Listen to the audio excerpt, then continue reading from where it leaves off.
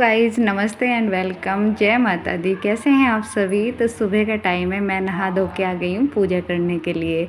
तो सुबह के जितने भी काम होते हैं साफ़ सफाई वाले, तो वो मैंने सब कुछ कर लिया है, पूरा घर साफ़ कर दिया है। बस अब नहा के करूँगी आज कई दिनों के बाद पूजा, और बहुत ही मन खुश है आज सच्ची। फाइनली आज मैं कई दिनों के बाद पूजा कर रही हूँ, और आज इसी वजह से मैंने पहनी है साड़ी, और मुझे बहुत सुंदर लगी है साड़ी पहनने के बाद। रेड कलर है और कंट्रास्ट में ब्लाउज है प्रिंट में। आप लोग भी बताना कैसी लग रही है। तो चलिए फटाफट से दुपट्टा मतलब साड़ी का पल्लू ले लेते हैं सर पे, और करते हैं पूजा। तो चलिए चलते हैं मंदिर में, पूजा घर में।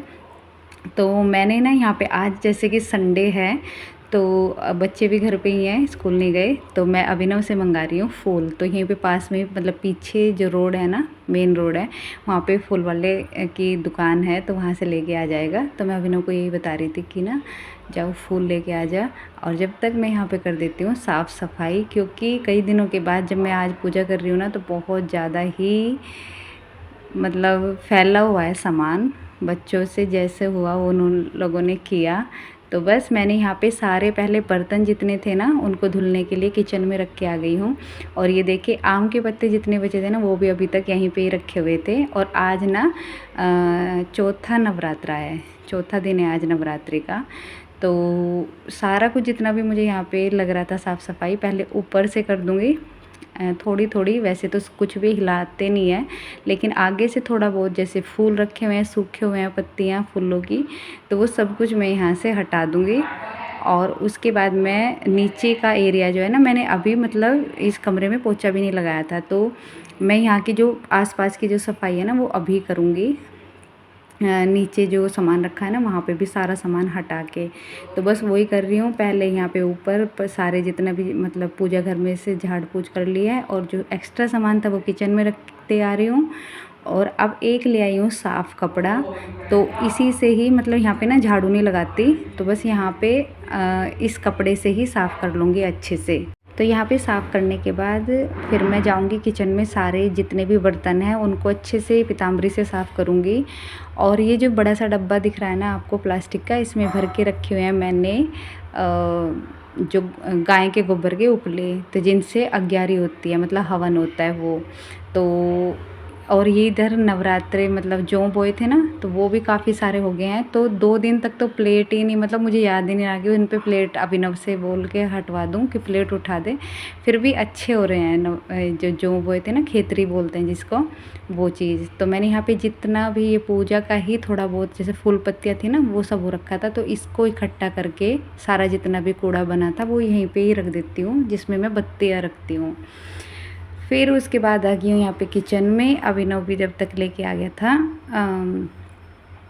क्या बोलते हैं फूल तो यहाँ पे जो मतलब पानी रखा होता है ना मेरे पूजा घर में, तो वो मैंने एक अलग जो लोटा है ना उसमें कर दिया है, और उसको बाहर जो पौधे होते हैं ना उसमें मतलब डलवा दूँगी बच्चों से। और अब मैं मतलब ये बर्तन धुलूँगी। और पता है सारे जो फूल थे ना, वो सिर्फ गुलाब के ही मिले, गेंदे के नहीं मिले, ना ही मतलब जो वाइट कलर वाले फूल आते हैं ना, वो सिर्फ गुलाब के ही फूल मिले। और इतनी अच्छी खुशबू आ रही थी ना, ये दूर से ही मतलब जब लेके आया ये बहुत ही ज़्यादा। तो ये जितनी भी फूल पत्तियाँ थी, तो इनको भी मैं एक पन्नी में करके रख दूँगी, जहाँ भी मतलब विसर्जन वाला सारा सामान रखती हूँ। और बर्तन ना बिल्कुल काले हो चुके थे, क्योंकि पीतल के होते हैं ना, पीतल और तांबे के ज़्यादा हो जाते हैं। और ये देखिए हाथों की हालत कैसी हो गई है।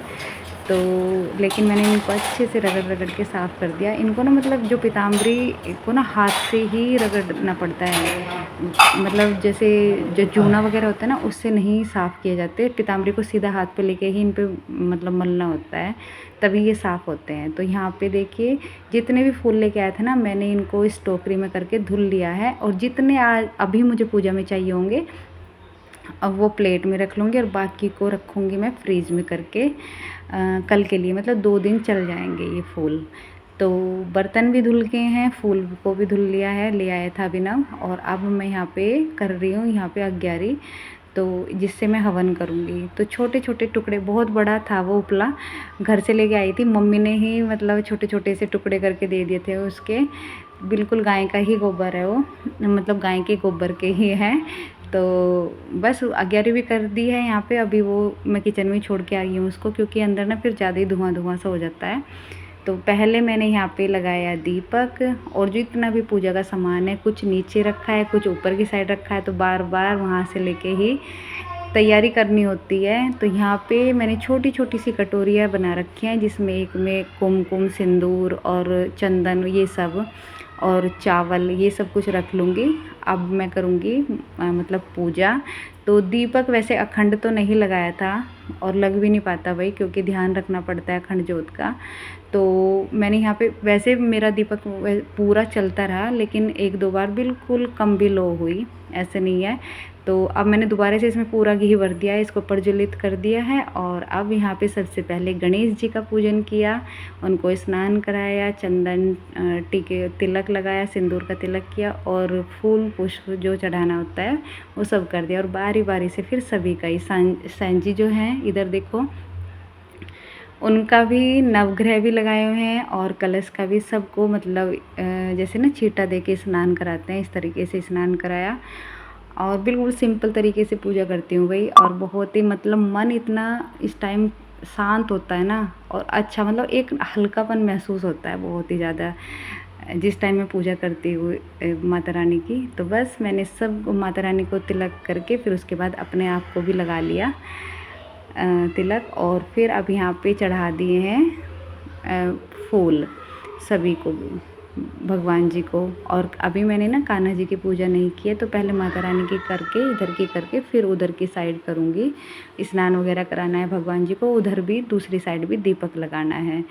तो सब करने के बाद इत्र भी लगा दिया था, पुष्प भी चढ़ा दिए थे और बस धूप बत्ती रह गई थी। तो बस यहाँ पे धूप बत्ती लगाते ही रहो, इतनी सुंदर खुशबू, मतलब होता है ना कई बार कि कोई कोई चीज़ देखो कैमरे पे सब कुछ दिखा सकते हैं, लेकिन अब जिस टाइम का जब धूप बत्ती लगी और जो खुशबू फैली ना घर में, उसको सिर्फ सामने से ही महसूस कर सकते हैं, कैमरे पे नहीं कर सकते। लेकिन मैं सच्ची बता रही हूँ, इतना मन मतलब एकदम से ना खुशनुमा हो गया था, खुशबू ही खुशबू पूरे घर में धूप बत्ती की। तो यहाँ पे मैं आपको पास से दिखा रही हूँ कि मेरी पूजा हो गई है। पान के पत्ता पे वो जो लौंग इलायची का जोड़ा चढ़ाते हैं ना, वो भी चढ़ा दिया। और ये देखिए इस तरह की मेरी खेतरी हो रखी है भाई। तो मैं पहले ना लोटे से जल दे रही थी, पर ये ना छोटा सा है ये जो है जिसमें मैंने ये लगाई हुई है खेतरी, तो इसी वजह से फिर मैंने ना फुल से ही छिड़काव कर दिया इसमें, ताकि कम पानी जाए, क्योंकि इसको ना ज़्यादा पानी की ज़रूरत नहीं होती है। ये थोड़ा ना गर्मी में ही हो जाता है, जब भी तो इसको ढक के रखते हैं ताकि जल्दी से इसमें से ये अंकुरित हो जाए, है ना। तो वहाँ पे भी कर दिया। और अब मैं करूँगी फाइनली अपने बैठ के पाठ। और ये मेरी दुर्गा सप्तशती की पुस्तक है और बहुत पुरानी है, कम से कम भी ये 12-13 साल पुरानी है। जिस टाइम मेरी शादी हुई थी ना, 12-13 साल तो कम ही बता दिए, हाँ 13-14 साल हो गए होंगे, मतलब 1-2 साल बाद लेके आई थी मैं शादी के। अम्बाले से ही ये मैंने ली थी और तब से आज तक मैं दोनों ही नवरात्रों में दुर्गा सप्तशती के पाठ करती हूँ, जो 13 अध्याय होते हैं वो। तो बस हाथों में थोड़ा मतलब एक फूल और पुष्प चावल ले लिए हैं। और यहाँ पे मैंने अपने ना पाठ कर लिए थे, सारा जो देवी कवच होता है सब कुछ होता है ना, मतलब जो बारी बारी से सब कुछ कर लिया था भाई। और उसके बाद करने के बाद यहाँ पे लास्ट में मैं कर रही हूँ हवन। तो ये था मेरा आज पूजा वाला व्लॉग। आप लोगों को कैसा लगा कमेंट करके ज़रूर बताना। और मैं मिलूँगी आपसे नेक्स्ट व्लॉग में, तब तक के लिए बाय बाय, टेक केयर, जय माता दी।